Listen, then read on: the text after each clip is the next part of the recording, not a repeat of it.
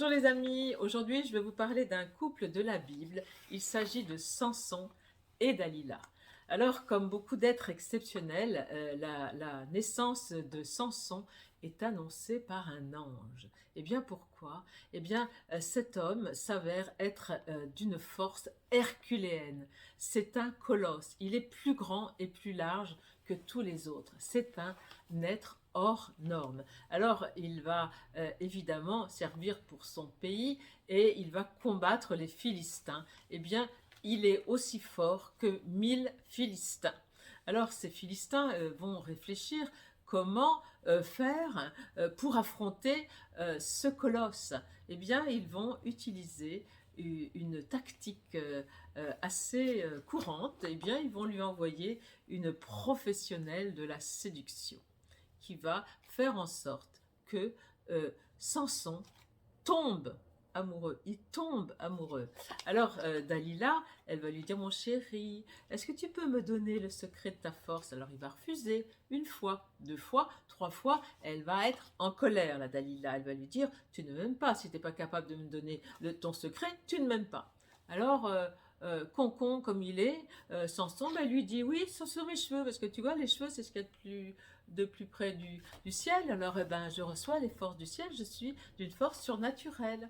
Alors qu'est-ce qu'ils vont faire les Philistins? Eh bien vous allez le voir par cette carte qui illustre ce couple. On voit un homme qui dort. Eh bien pendant son sommeil, les Philistins ils vont venir lui couper les cheveux et lui crever les yeux. Ils vont lui crever les yeux. Ça devient un homme de foire prisonnier.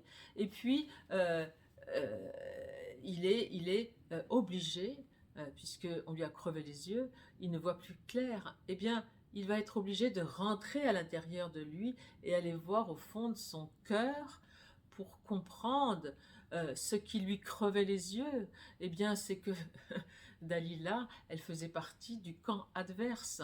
Alors, eh bien, avec cette introspection, il va retrouver sa foi et puis ses cheveux vont repousser et il va détruire le temple dans lequel il était prisonnier et il va mourir mais en ayant retrouvé son honneur. Alors donc si vous tirez cette carte, eh bien cette carte nous parle évidemment de la force de l'homme, de la puissance masculine, alors qui est évidemment cette force physique par les muscles, par la constitution, par la robustesse, mais aussi par la maîtrise de ses émotions. C'est-à-dire que la puissance d'un homme, elle est autant physique qu'intérieure. Donc c'est un homme accompli qui sait voir ce qui lui convient et détecter son ennemi. Alors évidemment, si vous avez tiré cette carte, peut-être qu'il y a quelque chose qui vous crève les yeux et que vous ne voulez pas voir.